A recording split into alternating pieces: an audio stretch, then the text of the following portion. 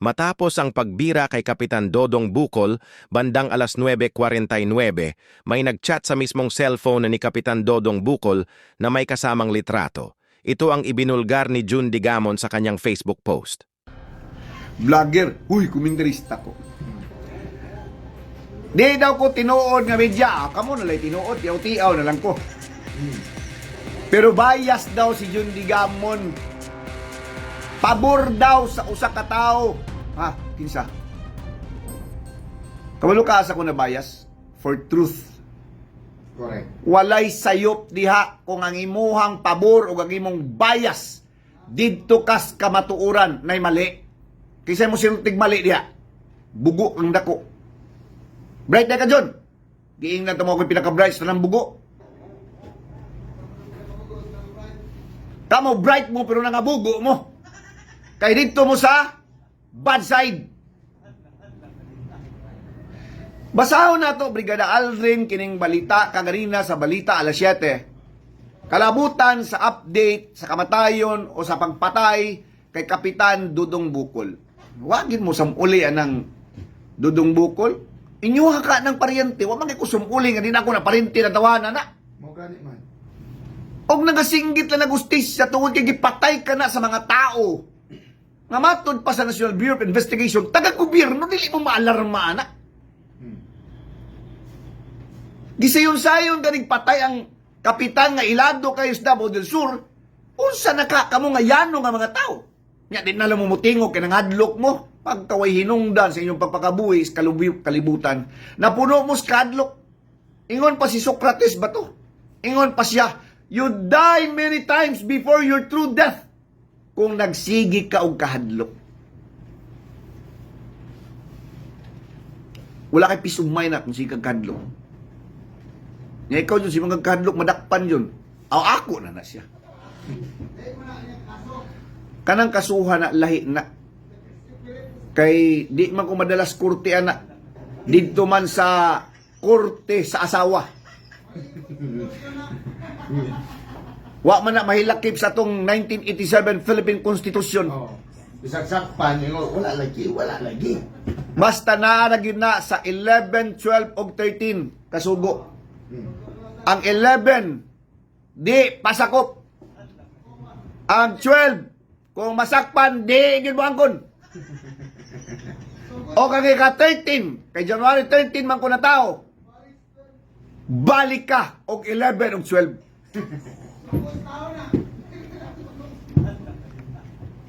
Basahon na to, Brigada Aldrin, kining balita. Masaligon ang National Bureau of Investigation 11 na masulbat ang kaso sa pagpatay kang Barangay 3 de Mayo Kapitan Oscar Dodong Bukol. Kulbaan na may kulbaan na niyo eh. Bisan pa man nga nagatubang sila karon og kalisod. Ingon man pader sa nagpadayong investigasyon. Sigon kang NBI 11 spokesperson Elias Lianyo. Bisan pa man sa 5.5 million pesos nga reward money, walay informant o walay ni patimaw aron nga mubarog nga saksi sa krimen. Kinigumikan, dili ordinaryong kriminal o mastermind nga dunay koneksyon sa gobyerno ang nakamugna sa ginatawag nga wall of silence. Kuyaw, no? Dahil Tapos mga well-finance pa yun nga mga wall of silence. nga mga suspect. Ako di kumutuwa ng wall of silence. Kay naay mga tao susama nato nga mobarog unsa ang hustisya.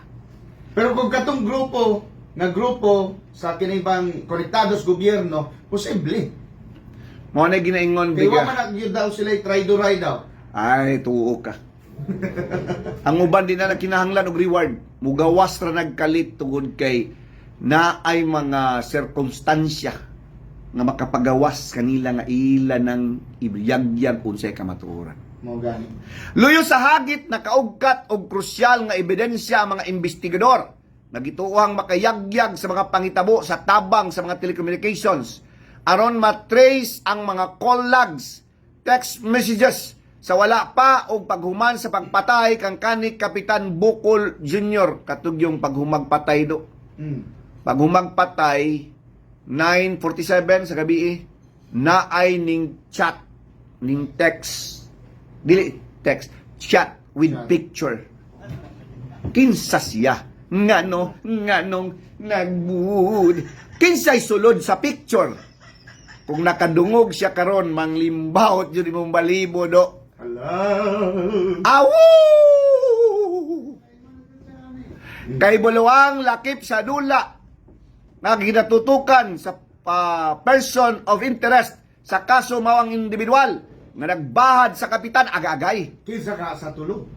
Isa Kinsa may- may nang bahad sa tulo? Si John Ligawan mo ko ng bahad kay di na ako na karakter ng mambahad kog tao. Ang ako yung perminting ginaistorya, I love you. Ay. Murag dool na yun kaayo ba? Ang problema, Brigada Aldrin, sa kung mga I love you, ako may nindakop. Mura mag ka nang naay sakit nga, leprosy. Karungon man daw nagkuhan daw, sulti, kanang pinahunghong ba nga pinagkuhan. Oy, do, Kanang manimbawt ang balihibo. pinaka the sa best kuhingan. na yun na akong istorya, pinana kong, I love you. Wala yun nindakop, do. Na ay maputong yun. I love you, mang. Murang nagwala. Adili, hindi tayo na sa kamay. Usa dyan? Kano? Apa siya yalo?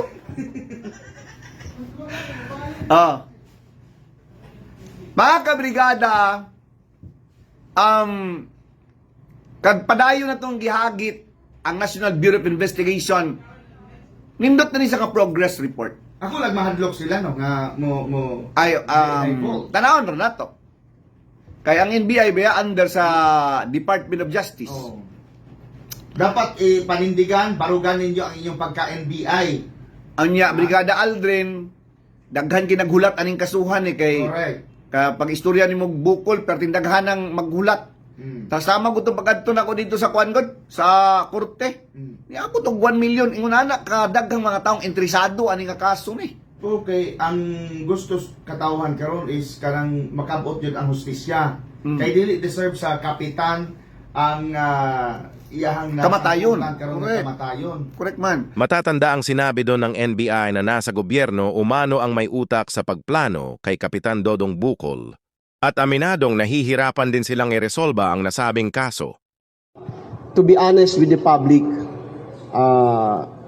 our policemen, I myself from the NBI, we really have a hard time in solving this case. This is a very classic na case. Well planned, well organized. And we believe na yung mga assailants, they are also connected with the government. So, kung ordinaryong criminal lang to, with the pot money of 5.5 million, sinusuka na yan. Kung ordinaryong tao lang yan. Kung ordinaryong killer lang yan. But because he is well connected with the government, sinong magsusubong? So, very compact sila. Pero I believe na meron kaming isang hawak na ebidensya na the moment na of course, with the participation of our communication company, our communication service provider, so we can get some possible lead in this particular case. Ang tanong ng karamihan kung sino talaga ang nasa litrato.